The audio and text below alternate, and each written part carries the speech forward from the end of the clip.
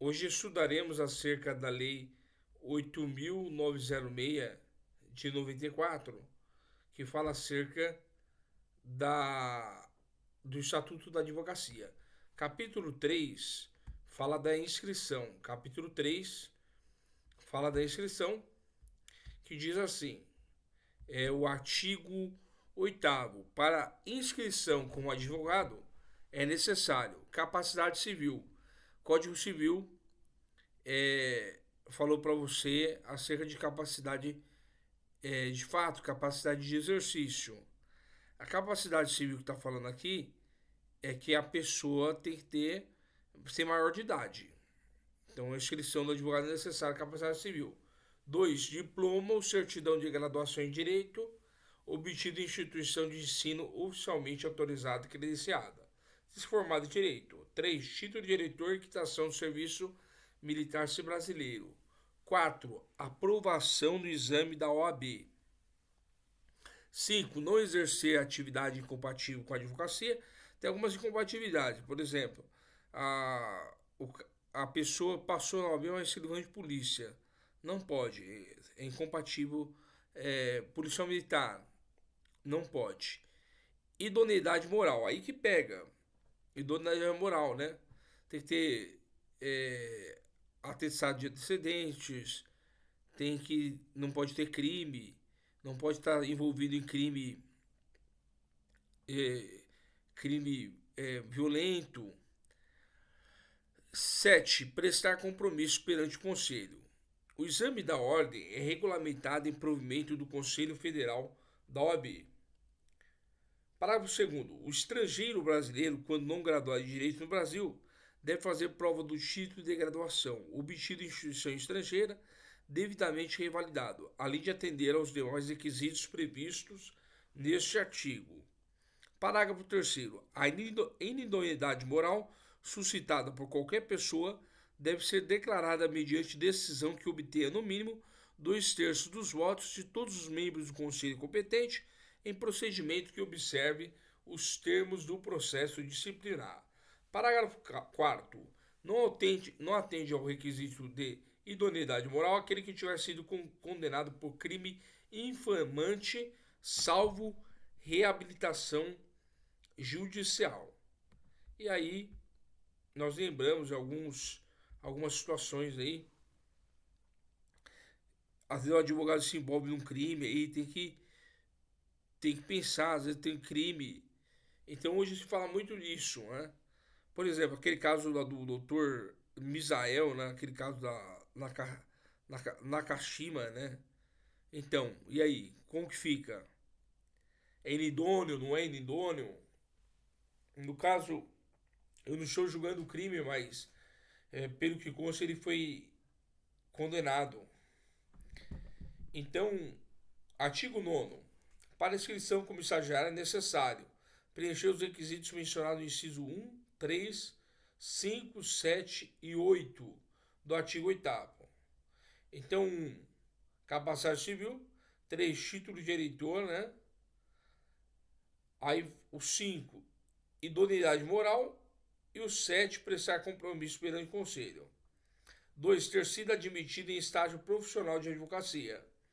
Parágrafo 1º. O estágio profissional de advocacia, com duração de 2 anos, realizado nos últimos anos do curso jurídico, pode ser mantido pelas respectivas instituições de ensino superior, pelos conselhos da OAB ou por setores do órgão jurídico e escritório de advocacia, credenciados pela OAB, sendo obrigatório o estudo deste estatuto e do Código de Ética e Disciplina. Parágrafo 2º. A inscrição de estagiário é feita no Conselho Seccional em cujo território se localiza seu curso jurídico. 3º. O aluno de curso jurídico que exerce atividade incompatível com a advocacia pode frequentar o estágio ministrado pela respectiva instituição de ensino superior para fins de aprendizagem, vedada a inscrição na OAB. Parágrafo 4º. O estágio profissional poderá ser cumprido por bacharel em Direito que queira se inscrever na ordem. O cara é bacharel em Direito, não foi aprovado na ordem, pode fazer o estágio. 5º.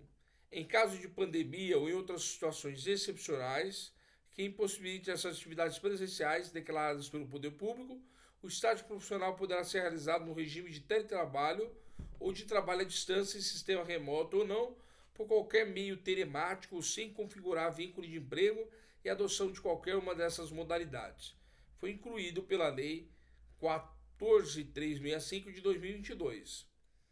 Sexto, se houver concessão pela parte contratante ou conveniada de equipamentos, sistemas e materiais ou reembolso de despesas de infraestrutura ou instalação, todos destinados a viabilizar a realização da atividade de estágio prevista no parágrafo 5º deste artigo, essa informação deverá constar expressamente do convênio de estágio e do tempo de estágio, incluído pela Lei 14.365 de 2022.